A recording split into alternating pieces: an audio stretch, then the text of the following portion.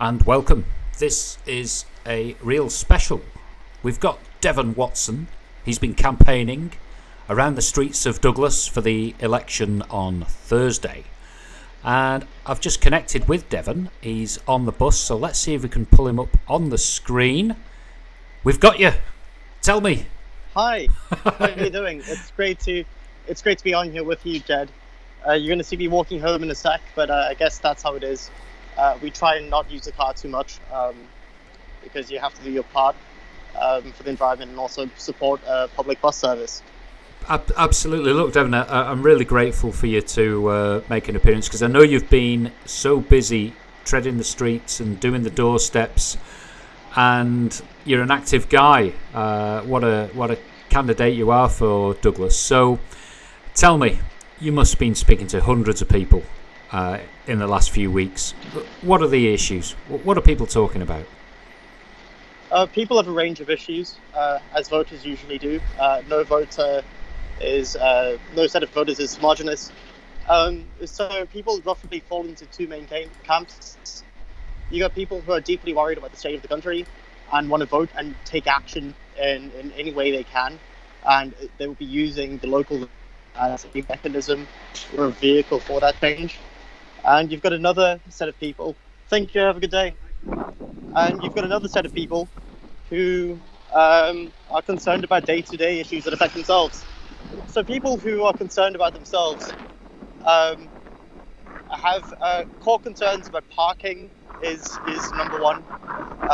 There is a shocking lack of parking in Douglas, not because the roads, there's anything wrong with them, but rather the fact that we've got far too many cars on our streets.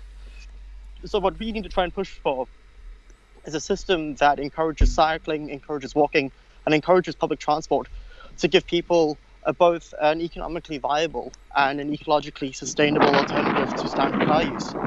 And the other main issue that voters have in Douglas, and especially non-voters, is the lack of affordable housing that we see in Douglas at the moment.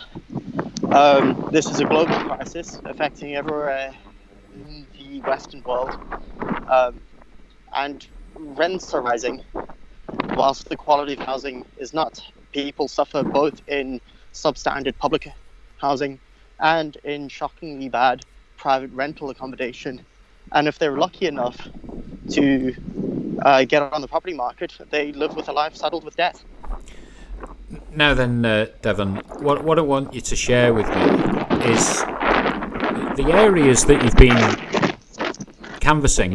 Can you just explain specifically the geography of where you've been travelling? And I'll just let you know that there's a bit of wind on the mic if you're moving around. So if you could install yourself where you live, or we can have a journey up to Devon Watson's abode, or find some shelter. But what you've said so far was clear as a bell.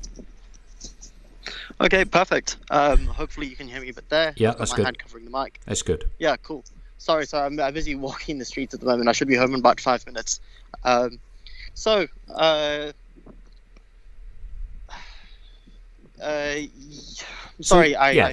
area that you've been covering, because you did mention there about the pitiful state of some of the rentals that you've been visiting, that you've been connecting with the potential voters.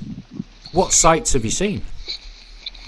Yeah, so we cover an area, or our district, Derby Ward, covers from central Douglas, extending from Circular Road out, right until we hit right before the coast and the promenade. And it extends up to just south of Little Switzerland in Douglas. So you've got a big range of housing. Housing is worse the further you go into central Douglas.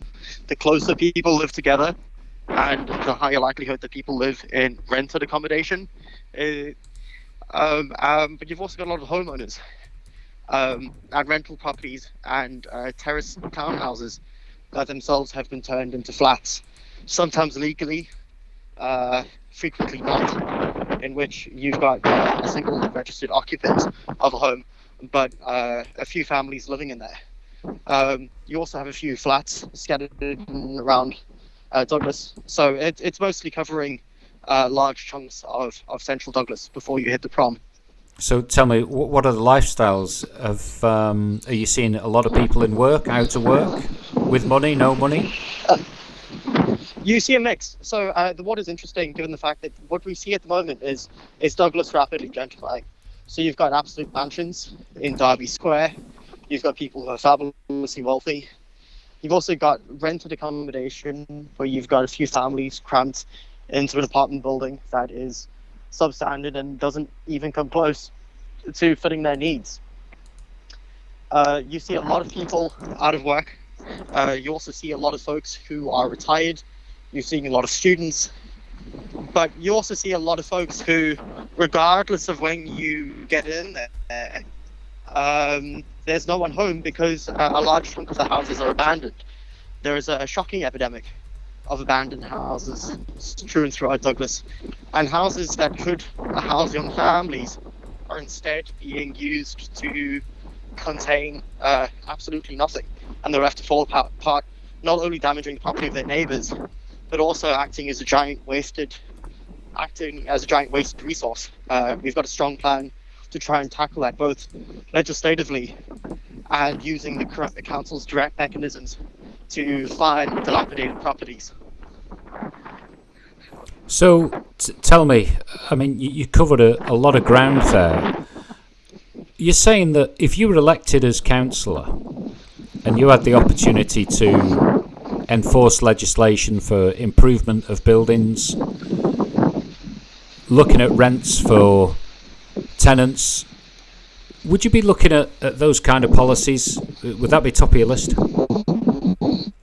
Yes, yeah. So number one is guarantee access to housing for people, and number two is to use the legislative mechanisms that already exist to enforce pre-existing standards. Number three is to use the platform through which to organize. So one thing we desperately need in Douglas, particularly in flats owned by someone like Ian Abrams, we need tenants unions. We need unions of tenants to gather together to threaten to strike and not pay rent until basic standards are enforced. We also need a strong organization from tenants to counter highly organized landlord associations. We've got a bill of legislation coming through at the moment dealing with landlord registrations and minimum standards for properties. Landlords are able to get their views across because they're highly organized, but tenants don't have any such mechanisms. So the most important thing to do on council is to use your platform to organize civil society, because change happens in the streets before it happens in the state. I think I don't think it'd be wise to mention any landlords in particular, because we've got many landlords on the island, and I think we're only becoming aware of the influence, the impact of those who own houses, that own apartments, and are charging sky-high rents, and almost having quite an unhealthy influence on the business of the Isle of Man. I'm sure you're in agreement that if you want to own a property on the Isle of Man, it's very hard to achieve unless you've got some serious resources behind you. Yeah, and I fully agree. And I think it might be also important to draw a distinction. There's a difference between landlords who let out a room or let out a small property or maybe own a flat after in retirement, and folks who own 100, 150, 50, 60 properties that they use to simply churn out incredible amounts of money and have what is largely a passive income. And when you do go to mortgage people and you do speak to them, they are surprised if you go there and you don't have parents backing you up, or if you don't have some external source of wealth. I mean, when most people are living paycheck to paycheck, certainly large chunks of both the working middle class who can't afford to miss a paycheck or would be thrown into poverty if they were to miss two of them. Saving up a third of your year's wages or half your year's wages in order to get your foot on the 50, 60, 70,000 pounds in rent, when that could have easily gone toward securing a deposit It's not that anybody in the system is inherently evil, but rather the fact that the system is broken and no longer works and needs to be reformed. So the question is, what kind of reforms would you be looking for? One thing we would like to see is improving both the quality and increasing the stock of council housing is something that we would like to see, so that even folks who are middle class should be able to use a council market as a place where they can accrue enough savings to end up making a large investment in a property at some point in their life.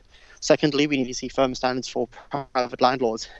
And thirdly, we probably need to see a government scheme, a rent-free needs situation in which we place caps or limits on foreign investors buying up Manx housing stock unless they are going to live here. New Zealand has done this recently, and that's helped with their housing crisis. And it's something we could and should be expecting and demanding of our government.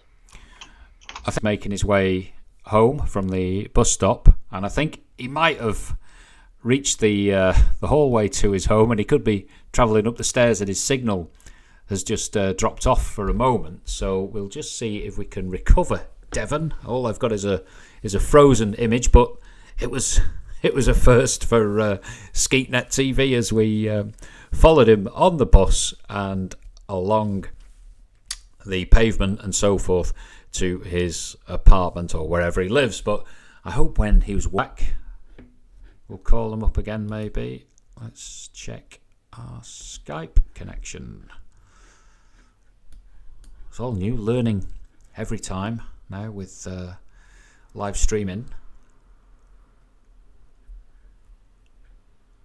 Let's see, Devon. I'll tell you what we'll do. We'll just switch off and we'll come back in 5 minutes because maybe the signal has dropped off and young Devon is there making himself a cup of tea and just resting his feet after treading the pavements and doing the doorsteps on his canvassing campaign around Douglas for the election that is on Thursday. We'll come back to you.